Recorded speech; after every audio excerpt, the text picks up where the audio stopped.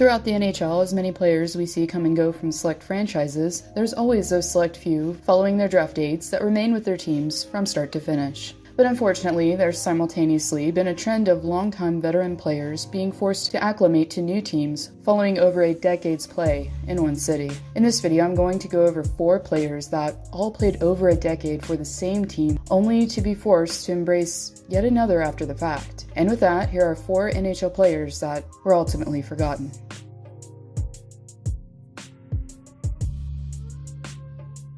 When Henrik Lundqvist made his way through the handshake line following a series defeat to the Carolina Hurricanes, the hockey world was already speculating that this was the end for the King in NYC. As a Swede following his NHL debut in 2005, quickly became the ultimate face for the Rangers franchise, while setting records, capturing the Vezina Trophy, and ultimately leading his team to its first Stanley Cup final appearance in 20 years. But as Hank began to reach his mid-30s, the Rangers organization began to see a real need for reinforcements in net. Most likely a younger Tendy that could be eased into the starter role over time with Lundqvist as a mentor. The first burst of youth to be integrated in net was the first Bulgarian-born player to play in the NHL, in Alexander Georgiev. Georgiev, who went undrafted in the 2017 NHL entry draft, proved his worth to the team through training camp, which in turn earned the netminder a 3-year entry-level deal. After spending a couple seasons split between the Hartford Wolfpack and his NHL club in the Rangers, Georgiev was one of 3 netminders manning the crease for the Blue Shirts last season.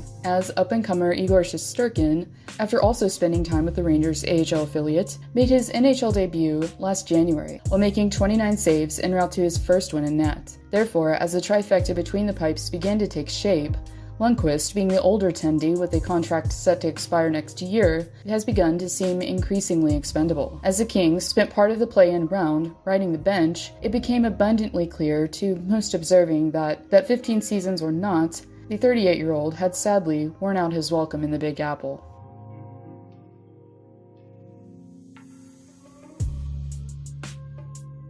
It's not every day that a previous 7th round pick morphs into an NHL captain, or a 41-goal scorer. But for Joe Pavelski, after spending some time in his home state of Wisconsin playing college hockey, the forward was quick to cement his reputation as one of the Sharks' most gifted goal scorers. And upon his 41-goal season that took place during the 2013-14 campaign, Pavelski became just one of 4 players in franchise history to reach the 40-goal plateau, following multiple 70-point-plus seasons for San Jose and being the league's top goal scorer during the 2016 postseason. Pavelski, after 13 seasons spent playing in the Bay Area, found himself forced to sign elsewhere. After Sharks GM Doug Wilson signed defenseman Erik Karlsson to a lengthy $92 million contract, the writing was pretty much on the wall, unfortunately, for San Jose's captain. As Pavelski joined the Dallas Stars in the Lone Star State, it became immediately evident that the decision wasn't an easy one for the forward. Oh yeah, it was tough. It was tough to leave. You don't stay somewhere for 13 years and not grow attached to it, he says.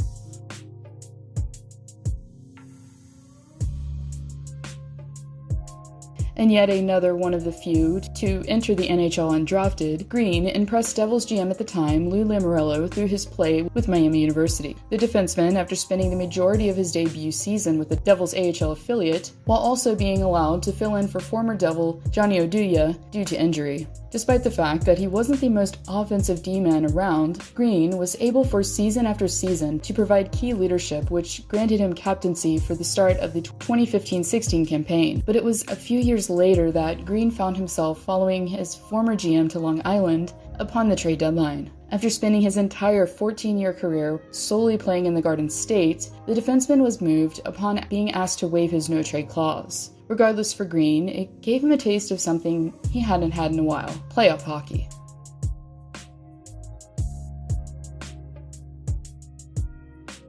The last goaltender to have been taken first overall in 2003, and the third in league history, Marc-Andre Fleury showed immense promise while playing for the Cape Breton Screaming Eagles. Uncharacteristically for netminders, Fleury immediately went to work in net during the 2003-2004 season as an 18-year-old. Following the NHL lockout and time spent playing in the minors, number 29 returned to the Berg as the team starter, and would remain the main guy in net for years to come. After winning a Stanley Cup in 2009 and spending over a decade with the team, Fleury, who who went down with a concussion in 2016, was sidelined for the first half of the postseason. Despite coming back, though, during the Eastern Conference Finals, Fleury found himself watching his team make their first of two back-to-back Stanley Cup runs from the bench, following a loss to the Tampa Bay Lightning.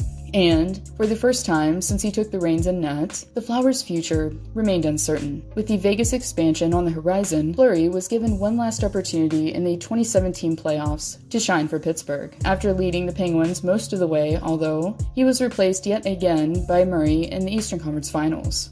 As we all know, the Penguins chose in turn to protect the younger netminder who had had more recent success, and ultimately sending Fleury, after 13 years in the Steel City, to Vegas.